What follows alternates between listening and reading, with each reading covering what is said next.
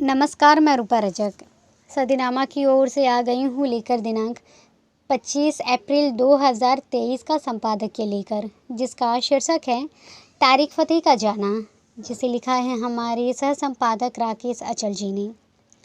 आज बात करते हैं तारिक फ़तेह की। तारिक फ़तेह बड़ा ही दिलचस्प किस्म के इंसान हैं। मैंने उन्हें देखा नहीं। तारिक फ़तेह चले गए। टीवी के पर्दे पर उन्हें बहस मुबाहिसा करते देखकर मज़ा आता था। अब दुनिया में मज़ेदार आदमी लगातार कम हो रहे हैं। और जानते हैं संबंध में आगे क्या कहते हैं हमारे संपादक महोदय। तारिक फ़तेह चले गए। उनका जाना दिल दुखा गया।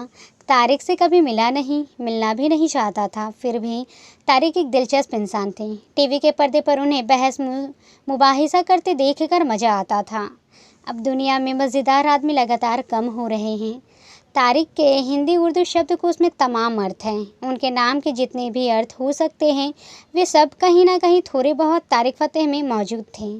तारिक का अर्थ होता है त्याग करने वाला, छोड़ने वाला, अहंकारी, घमंडी, त्यागी, नदी आर पार करने वाला, महसूल, नाव से नदी पार करने वाला, भारा, रात को आने वाला, रात को यात्रा करने वाला, रात्रि भ्रमणकारी, हर वह चीज़ जो रात में निकले, प्रातःकाल में उदय होने वाला एक तारा, फाल निकालने वाला, शकुन निकालने वाला, दुर्घटना, सख्त हादिसा और इस्लाम का एक प्रसिद्ध सेनापति। तारिक फ़तेह इन सबों में कुछ न कुछ थे। तारिक पंजाबी थे, सिंध के कराची में पैदा हुए थे, कनाडा के नागरिक थे, लेकिन अपने आप को हिंदुस्तानी कहने में फ़ख्र महसूस करते थे। बहुत से लोगों की नज़र में वे बुद्धिजीवी थे और बहुत से लोगों की नज़र में लफ़ाज भी थे, लेकिन मेरी नज़र में वे एक मस्त आदमी थे जो इस्लामी अतिवाद के खिलाफ बोलने और एक उदारवादी इस्लाम के पक्ष को बढ़ावा देने के लिए प्रसिद्ध थे। तारिक फ़तेह दक्षिण एशिया और विशेष रूप से कट्टरपंथी भारतीय और पाकिस्तानी मुसलमानों की अलगाववादी संस्कृति के विरुद्ध भी बोलते थे तथा वे समलैंगिक व्यक्तियों के समान अधिकारों और हितों के भी पक्षधर थे। साथ ही वे बलूचिस्तान में मानवाधिकार के हनन और पाकिस्तान द्वारा बलूचिस्तान में किए जा रहे जातियों के विषय पर भी बोलते और लिखते थे और आज़ाद बलूचिस्तान के पक्षधर के रूप में भी जाने जाते थे। तारिक फ़तेह को मैंने अपने हमवतन जावेद अख्तर के साथ चोंच लड़ाते देखा था।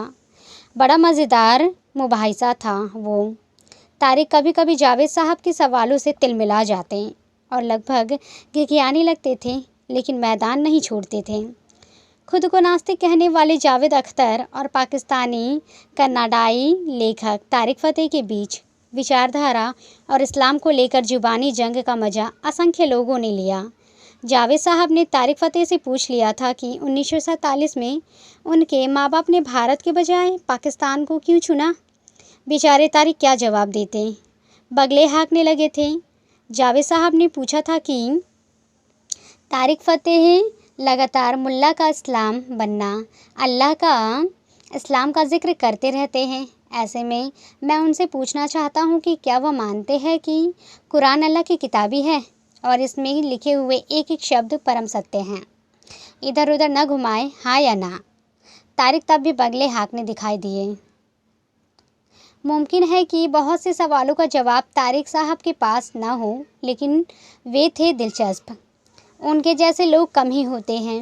वे साहसी थे जो इस्लाम को लेकर बोलते रहें और आजन्म बोलते रहें, अन्यथा लोग तो दूर के या डर के मारे इस्लाम की विसंगतियों पर अपना मुंह खोलने पर भी कतराते हैं।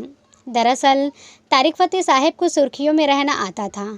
आप उन्हें एक ख़ास किस्म का फेंकू भी कह सकते हैं। मुझे याद है कि एक दिन मर्तबा तारिक फ़तेह साहब ने ट्विटर पर वाद विवाद के दौरान एक महिला को जवाब देते हुए उसमें मोहम्मद अली जिन्ना को घसीट लिया था। तारिक फ़तेह के ट्वीट को लेकर एक महिला ने उनसे पूछा कि नफ़रत भरी पोस्ट डालने के लिए उन्हें कितना पैसा दिया जाता है। इस ट्वीट का जवाब देते हुए तारिक फ़तेह ने कहा, पाकिस्तानी आंटी ज़रूर मुंबई में क्यों नहीं? क्या आपको गिर रहे पाकिस्तानी रुपए या उसके डैडी भारत के रुपए की ज़रूरत है? जिन्ना मर गया, औलाद छोड़ गया मुंबई में। तारिक फ़तेह साहब ने changing a mirage, the tragic illusion of an Islamic state जैसी किताबें लिखी, लेकिन मेरी बदनसीबी की मैं उनकी एक भी किताब नहीं पढ़ी। अगर पढ़ पाता तो मुमकिन है कि उनके बारे में और भी लिखता। वे जब जब भारत आए हैं उनसे मिलने की ख्वाहिश रही, लेकिन अल्लाह ताला को शायद ये मंजूर ना था कि दो लेखक आपस में मिले। वे मिलते तो मुमकिन था कि उन्हें और जान पाते। बहरहाल उनका जाना दुखी कर दिया।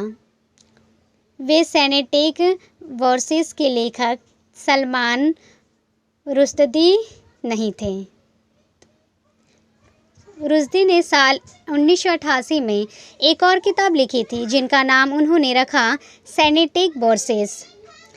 उनकी इस किताब को लेकर पूरी दुनिया में खूब हंगामा हुआ। वो मुस्लिम कट्टरपंथियों के निशाने पर आ गए। किताब को लेकर बवाल और विवाद इतना बढ़ा कि लोग खून खराबे पर उतर आए, यहाँ तक कि उनकी जान पर भी बन आई थी। कुल जमा तारिक साहब की बहुत याद आएगी। तारिक साहब के प्रति सदीनामा की विनम्र श्रद्धांजलि। उन्हें ऊपर वाला उनके लायक स्थान दे, अपनी शरण में रखें। तो ये था दोस्तों हमारा आज का संपादकीय। कल फिर लौटेंगे एक नए विषय, एक नए संपादकीय के साथ। तब तक के लिए नमस्कार।